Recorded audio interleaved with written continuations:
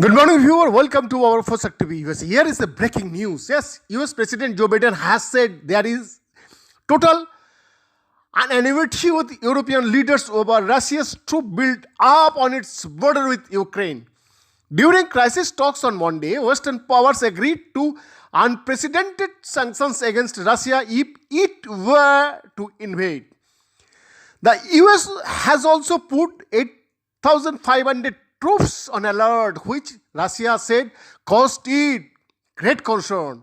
It denies having any plans for an invasion.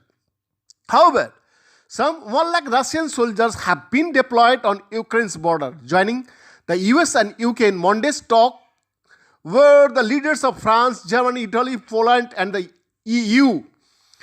The head of NATO, Jens Stoltenberg, also dialed in.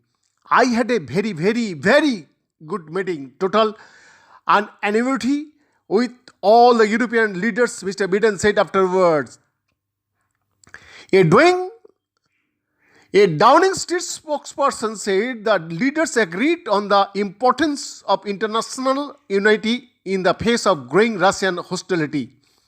Should a further Russian incursion into Ukraine happen, they agreed that allies must enact swift, retributive responses, including an unprecedented package of sanctions. The aim of the 80-minute video call between the allies was to agree on a common strategy against Russia's actions after some disagreements over how Western nations were responding. On Monday, UK PM Boris Johnson warned that gloomy intelligence suggests Russia is planning a lightning raid on the Ukrainian capital Kyiv, and the UK started withdrawing some staff from its embassy there. The US took a similar move by ordering relatives of its embassy staff to leave. But EU, that means European Union staff, are to stay in place for now, with Foreign Policy Chief Joseph Borrell saying he would not dramatize the tensions. There have also been differences on the support given to Ukraine. The US and UK are among the nations to have sent military aid. However, Germany refused Ukraine's request for defensive weapons and will instead send medical aid. German Defense Minister Christine Lambertscher told local media.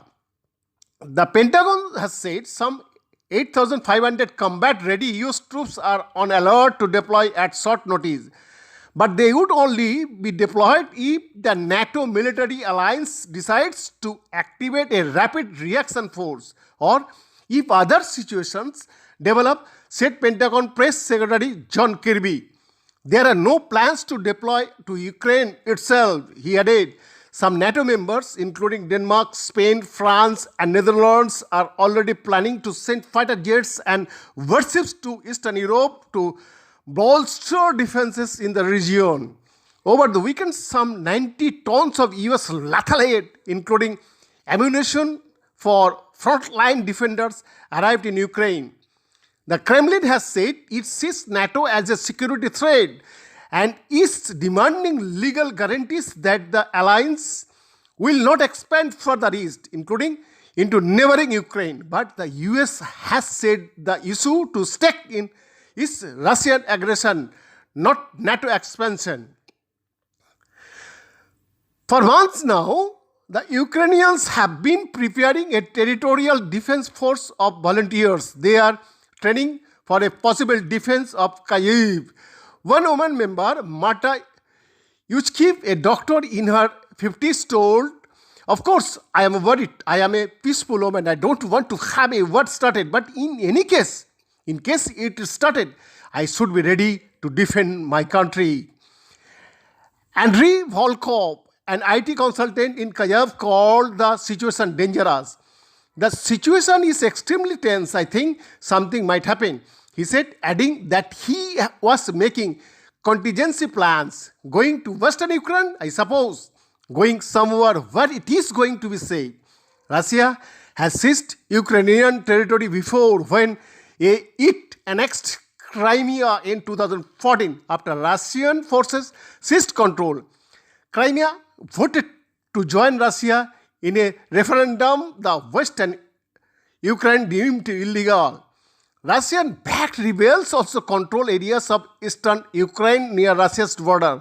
That conflict has cost an estimated 14,000 lives, with a 2015 peace deal a long way from being fulfilled.